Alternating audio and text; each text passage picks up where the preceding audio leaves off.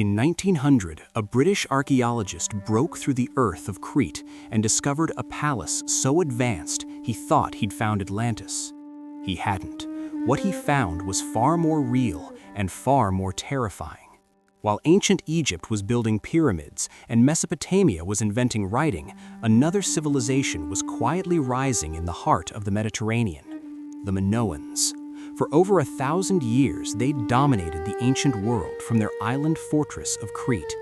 They built palaces with sophisticated plumbing systems that wouldn't be matched in Europe for another 3,000 years. They created art so vivid and lifelike it looks like it was painted yesterday. And they wielded naval power so absolute that they didn't even need to build walls around their cities. But here's what makes them truly mysterious. They left behind no weapons of war, no conquering kings carved in stone, no tales of military glory. Instead, they left behind paintings of dolphins, priestesses, and a sport involving bulls that still baffles historians today. When British archaeologist Arthur Evans began excavating at Knossos in 1900, he expected to find ruins. What he uncovered instead rewrote European history. Beneath the Cretan soil lay a labyrinthine palace complex spanning over 6 acres. Hundreds of rooms connected by corridors that twisted and turned like a maze.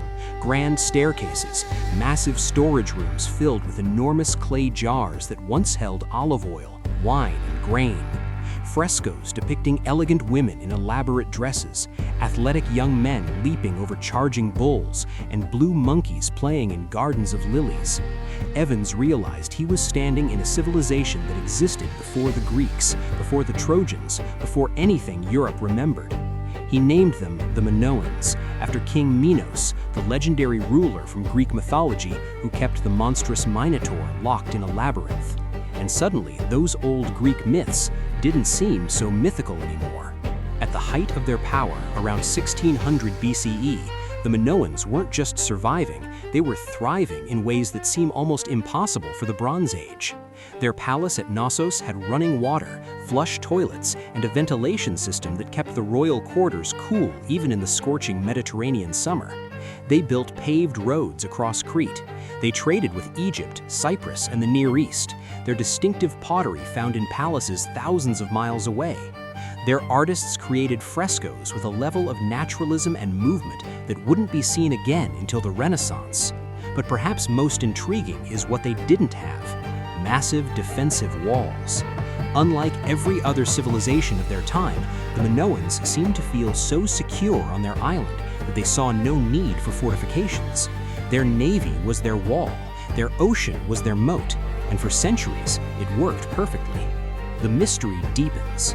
The Minoans left behind thousands of clay tablets covered in writing, but here's the problem: we can't read most of it. They used 2 scripts. One, called Linear B, was eventually decoded and turned out to be an early form of Greek, but the other, Linear A, remains one of archaeology's greatest unsolved mysteries. We have over 1,000 examples of Linear A inscriptions, but we still have no idea what language it represents. It's not Greek. It's not related to any known language family. The Minoans took their secrets to the grave, written in a code we still can't crack. What were they recording? Religious rituals? Economic transactions? Royal decrees? Poetry? We may never know. It's like finding a library where you can see the books, touch the pages, but can't understand a single word. The Bull and the Labyrinth. Remember those Greek legends about King Minos and the Minotaur? Here's where reality and mythology collide in the most unsettling way.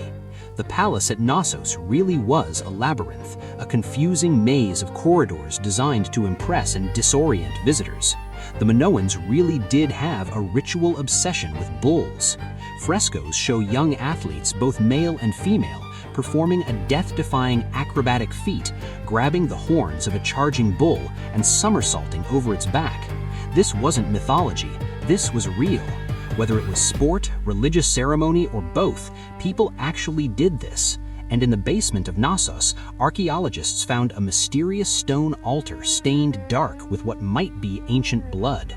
Were the Greeks remembering something real when they told stories of human sacrifices to the Minotaur? The evidence is disturbing and incomplete. The catastrophe. Around 1600 BCE, the Minoan Civilization was at its absolute zenith. 70 miles north of Crete, the island of Thera, modern-day Santorini, was home to another Minoan settlement, a thriving town with multi-story buildings and stunning frescoes. Then, the world ended. Thera exploded in one of the largest volcanic eruptions in human history. The blast was 4 times powerful than Krakatoa. It ejected 12 cubic miles of rock and ash into the atmosphere.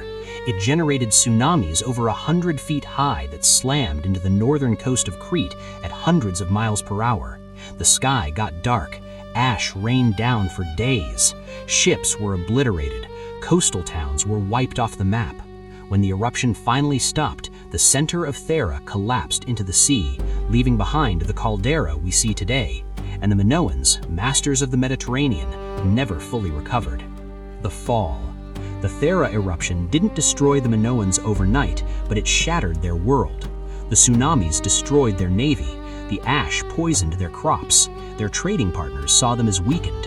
Within a generation, Mycenaean Greeks from the mainland began moving into Crete. At first, it might have been peaceful migration. Eventually, it became domination. By 1450 BCE, the palace at Knossos was controlled by Mycenaean rulers who spoke Greek and wrote in Linear B. The Minoan language, culture, and identity slowly faded. Another century later, around 1350 BCE, Knossos burned to the ground in a massive fire. Whether it was invasion, earthquake, or internal collapse, we don't know, but when the flames died down, the Minoan civilization died with them. Legacy. For 3,000 years, the Minoans existed only as shadows in Greek mythology, whispers of King Minos, legends of the labyrinth, folk memories of a time before time. Then Arthur Evans broke through the earth and brought them back to life. Today, we walk through the reconstructed halls of Knossos and see a civilization that was painting lifelike portraits while most of Europe was still living in primitive villages. A culture that empowered women, celebrated beauty, and mastered the sea.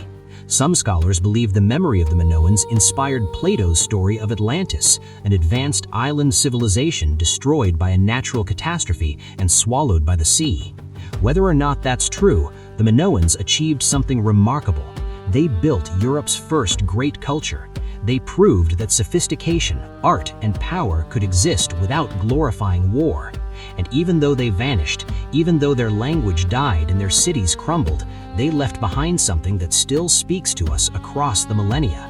The haunting reminder that even the greatest civilizations can disappear, and that sometimes the most powerful empires are the ones that leave no trace. The Minoans are gone, but somewhere beneath the soil of Crete, there are palaces we haven't found yet, tablets we haven't read, and secrets that are still waiting to be uncovered.